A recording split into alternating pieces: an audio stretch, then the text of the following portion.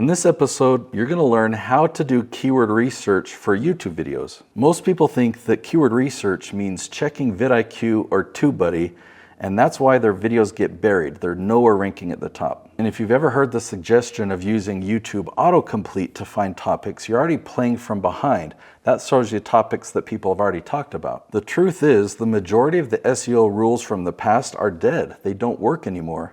And unless you're focusing on keywords that are 8, 9, or 10 words long, you're just not going to get results. In this episode, I'm going to share with you one simple shift that's the difference of your videos not ranking on YouTube and actually ranking at the very top, and why doing keyword research the wrong way can actually be a disaster. By the end, you'll see why search volume doesn't matter, what does, and how to actually dominate YouTube one smart keyword at a time.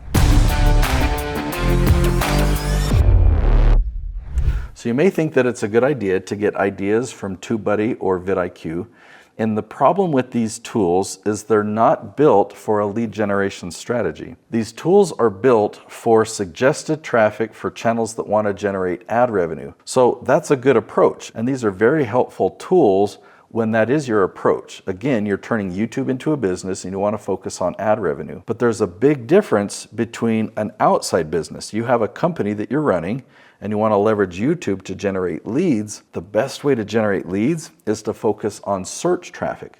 Now, TubeBuddy and vidIQ, their keyword tools do not help you get more search traffic. The keyword tools are based on website SEO from 20 years ago, and those tactics don't even work. If you get a high SEO score from one of those tools, it's not saying that your video is ranked at the top of YouTube or even Google. It's just saying that you followed the tactics from 20 years ago and you've checked off those boxes. But the majority of the items on the list no longer work, and they're just a waste of your time. And the things that will get your videos ranking at the top of YouTube aren't even included on their list. There's also a lot of people saying, hey, you could go to YouTube autocomplete or autosuggest, where you start typing something into YouTube and it will give you a list of ways that you could complete that. Now, if you're just looking for general ideas, it's kind of a cool feature. Tools like that, or even AI tools, can really help us with our creativity, but there's one critical thing that's missing, and it's huge, okay? Maybe I'll break it down into two things that are missing. Okay, so one is we want to hone in on your target audience, and specifically, what questions are your target audience asking? People are using search engines way more specifically today. So if you take somebody who's your target audience and somebody who is not, they might be searching on the same subject, and in the past it's been hard to differentiate who's who. But today, the more specific your keyword research is,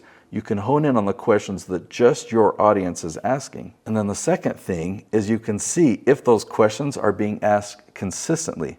So you can find, say, a 10-word question that has consistent search volume every single month. That is gold. So tools like TubeBuddy or vidIQ or Answer the Public, they're missing some vital characteristics. And when you have a tool that's doing keyword research, you've got to make sure that they have all of these features. So one, you've got to make sure that the tool provides you questions, not just 2 or 3 word phrases. Second, you want to make sure that these tools are taking advantage to the changes of search engines and the way that people use them, in that we're typing in way more words. A lot of these older tools will consider a 4 or 5 word phrase long tail, but that's not long tail anymore. That's short now. Long tail today is 8, 9, and 10. So you've got to make sure that the tool that you're using will be able to find you questions that have that many words and has a good variety of them. And even a tool like Answer the Public that's focused on questions, it doesn't provide you that search volume data. So a lot of times you can find questions, but if it only gets searched once a month or once every 6 months, that's not going to help you. You want to find questions that have at least 10 searches per month. Another important distinction that we want to make from what you might have heard about SEO in the past, where you got to do SEO to your video or to your content, that type of tactic doesn't work. So what do I mean by that? Well, SEO today means if you do this research, you find this information or find these questions before you hit record on your camera at all. Let me just show you a quick example. This is in a presentation that I give, and I teach people my tree analogy. You can watch videos. I'll link to another video up here. But imagine you do your research and you find these 2 titles. Let's say you're a productivity expert and you find this title, What Can Increase Productivity in a Dental Office? Or you find this one, How to Improve Productivity on a Construction Site. If I would have filmed my video first before doing the research, I couldn't take this amazing productivity video and then give it one of these titles, because I wouldn't have known to talk to the dental team or to the construction team. So you have to do your keyword research first. you find really specific questions like this. And by the way, I didn't make these up. These are questions that I did research and I found that have consistent search volume every month. So you're going to do the same thing for your topic. You're going to do keyword research, find really specific questions like this. That's the hard part. Then the easy part comes and you just make a video that answers that question. This question becomes the title of your video. Now let me just pause for a minute and make another distinction, because I'm talking about leveraging YouTube for lead generation. If your focus really is ad revenue, if you just want to get as many views as possible, then I'll tell you right now, you don't need to do keyword research. Keyword research is going to be a waste of time, but you do need ideas. And so if you want to use tools like TubeBuddy or vidIQ, go for it. If that gives you ideas, you can also come into YouTube and go to trends. And then once you're in trends, you can actually go to inspiration. And I wish this tool is a bit better because it's not customized to your channel. I'm signed into Jason Schroeder's channel right now. You can type in ideas here, but no matter what channel I'm signed into, the ideas are going to be the same. So I wish it was more customized. So if that's the approach that you have, that you want to generate a ton of ad revenue and turn YouTube into a business, I'm going to recommend that you watch this video right up here. I go into a lot more detail talking about the two different strategies, and you'll know for sure which strategy is right for you. I've obviously written a book that I've got back there, but in this episode, I recommend a different book that you're going to want to read instead of mine. All right, I'm going to show you how to do this keyword research, and I'm going to pack a lot into the next few moments, okay? So take a look at the spreadsheet. There's a lot going on here. All of these questions have the words construction manager salary. Okay, so before I explain what we're looking at on this spreadsheet and all these cool colors over here, let me show you how I created this. So this is the keyword magic tool, and I'm going to type in construction manager salary. Okay, I'm going to come over here. I was a bit worried there because I had a whole bunch of zeros, but I just spelled manager wrong. There we go. So it's a huge category. Look at this search volume over here.